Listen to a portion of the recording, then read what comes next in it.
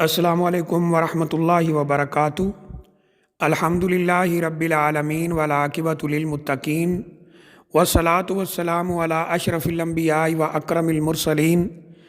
نبینا و رسولنا و حبیبنا و امامنا محمد و علی آلہ و اصحابہ اجمعین، اما بعد۔ یہ کسی ہمارے بھائی کی طرف سے سوال بھیجا گیا ہے، اور یہ سوال پہلے بھی کئی دفعہ ہمارے بھائیوں کی طرف سے، بہنوں کی طرف سے بھیجا گیا ہے، تو مناسب معلوم ہوتا ہے کہ اس پر مختصر سی رہنمائی جو ہے وہ عرض کر دی جائے۔ سوال یہ ہے کہ جب ہم ہوائی جہاز میں سفر کر رہے ہوں، اسی طرح بعض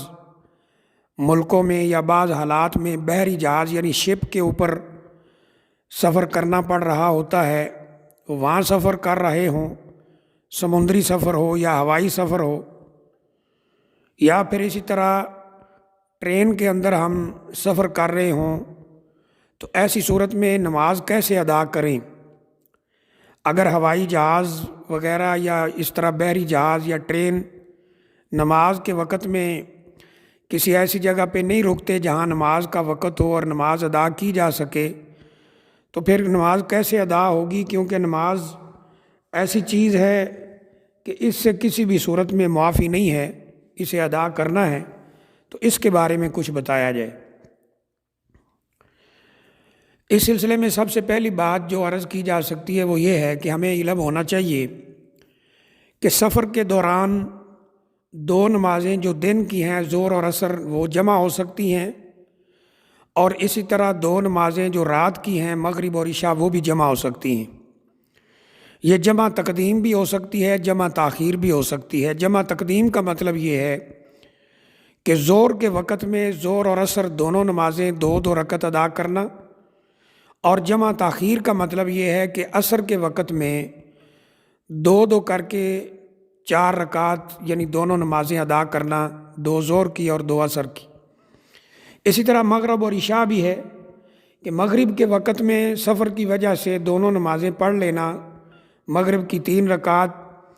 اور عشاء کی 2 رکعت اور ساتھ وتر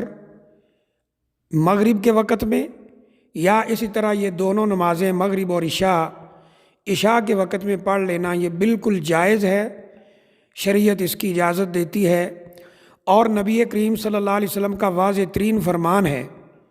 کہ جیسے اللہ تعالیٰ کو یہ بات پسند ہے کہ اس کے حکموں پر جو کامل حکم ہیں ان پہ عمل کیا جائے،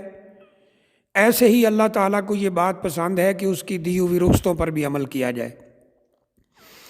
جو اس نے ہمارے لیے رخصتیں رکھی ہیں، آسانیاں رکھی ہیں،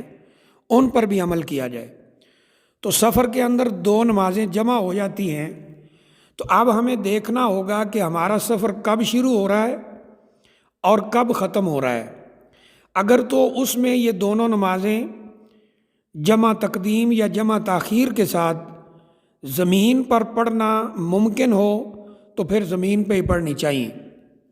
اس کی مثال اس طرح ہے، مثلاً آپ جہاز میں بیٹھتے ہیں دن کے 9 بجے اور 4-5 گھنٹے کا سفر ہے، دن کے 2-3 بجے 4 بجے کہیں آپ اگلے ایئرپورٹ پر، اگلے ملک کے ایئرپورٹ پر جا کر اترتے ہیں،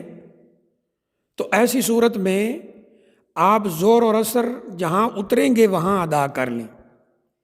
اور یہ بھی یاد رکھیں کہ نماز عصر کا جو وقت ہے وہ مختار وقت، جو بہترین وقت ہے، صحیح وقت ہے، وہ کسی بھی چیز کا سایہ ڈبل ہو جانے تک ہے، یعنی 1 فٹ کی چیز ہے تو اس کا سایہ 2 فٹ ہو جائے۔ لیکن کوئی ایسا عذر ہو جو اصحاب الاعذار ہیں، ان کے لیے یہ وقت بڑھ کر سورج غروب ہونے تک آگے چلا جاتا ہے۔ یعنی مطلب یہ ہے کہ اگر سورج غروب ہونے سے پہلے پہلے یہ دونوں نمازیں سفر میں ادا کر لیں تو وہ انشاءاللہ ادا تصور ہوں گی۔ مثلاً کسی نے سفر شروع کیا ہے 9-10 بجے دن کے، اور وہ سورج غروب ہونے سے آدھا گھنٹہ 1 گھنٹہ پہلے اگلے ایئرپورٹ پہ اترتا ہے، یا اسی طرح وہ شپ کے اندر ہے یا ٹرین کے اندر ہے،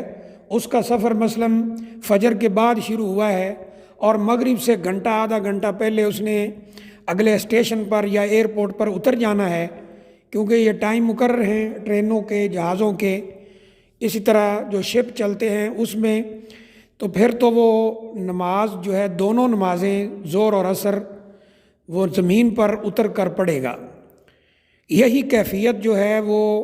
مغرب اور عشاء کی بھی ہوگی۔ مثلا کسی کا سفر شروع ہوتا ہے فار ایگزامپل دن کو 4-5 بجے عصر کے بعد اس کا سفر شروع ہوا ہے اور وہ رات 11 بجے 12 بجے 1 بجے اگلے ایئرپورٹ پر یا اسٹیشن پر اتر رہا ہے، تو پھر اسے یہ دونوں نمازیں وہاں جا کے پڑھنی چاہیے زمین پر۔ اسی طرح جمع تقدیم ہے کہ اگر اسے پتہ ہے اس کا سفر مثال کے طور پہ دن کو 2 بجے شروع ہو رہا ہے اور اگلے دن کی فجر کے وقت کہیں جا کر اس نے اترنا ہے، تو پھر وہ دونوں نمازیں پڑھ لے زمین پر ظہر اور عصر اور پھر اپنا سفر شروع کر دے۔ یہی کنڈیشن مغرب اور عشاء میں ہے کہ اگر اسے خطرہ ہو کہ یہ دونوں نمازیں ضائع ہوں گی تو وہ مغرب کے وقت میں ہی یعنی اس وقت وہ سفر شروع کر رہا ہے تو دونوں نمازیں ادا کرے اور پھر سفر شروع کر دے۔ یہ تو ہے اس جمع کے بارے میں، لیکن اگر نماز ایسی ہو جس میں جمع ممکن نہیں ہے، جیسا کہ فجر کی نماز ہے یا پھر اس کی مثلا عصر کی نماز رہتی ہے اور اب جہاز کے اندر ہے اور وقت نکل رہا ہے، تو ایسی صورت میں وہ مجبوراً جہاز یا ٹرین یا شپ وغیرہ اس کے اندر ہی نماز پڑھے گا۔ اس کی دلیل کیا ہے کہ صحابہ اکرام نے نبی اکرم صلی اللہ علیہ وآلہ وسلم سے پوچھا تھا کہ ہم بعض دفعہ سمندر کے سفر پہ ہوتے ہیں اور یہ سفر کئی دن کا ہوتا ہے، تو ایسی صورت میں ہم نماز کہاں پڑھیں؟ تو آپ نے کشتی کے اندر ہی نماز پڑھنے کی اجازت دی تھی۔ تو اگر نماز فجر ہے یا اس طرح نماز کے ضائع ہونے کا خطرہ پیدا ہو رہا ہے اور کوئی اور صورتحال نظر نہیں آ رہی، تو پھر جہاز کے اندر یا کشتی کے اندر یا ٹرین کے اندر ہی نماز پڑھی جائے گی۔ ابھی الحمدللہ جو سعودی ایئر لائن کی فلائٹس نئی آ رہی ہیں،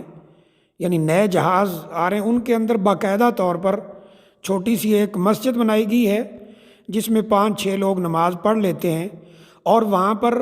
قبلے کا تعین بھی 24 آور چل رہا ہوتا ہے، کیونکہ آج کل آپ کو پتہ ہے انفارمیشن ٹیکنالوجی کا دور ہے۔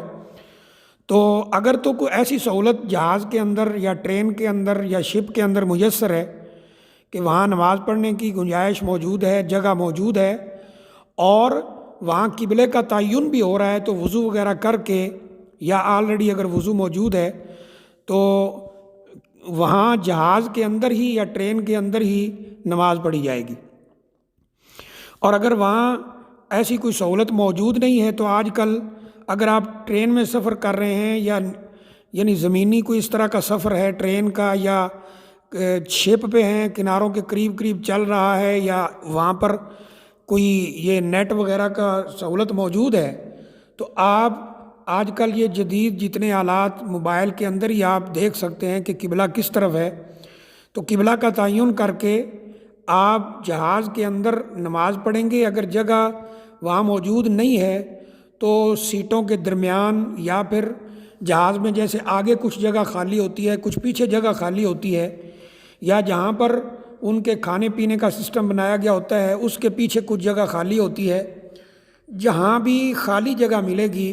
وہاں نماز ادا کرنا ہے، نماز کو ضائع نہیں کرنا ہے۔ اب اس میں 2 چیزوں کا بنیادی طور پر خیال رکھنا ہوگا جب ہم جہاز میں یا ٹرین میں شپ وغیرہ میں نماز پڑھیں گے۔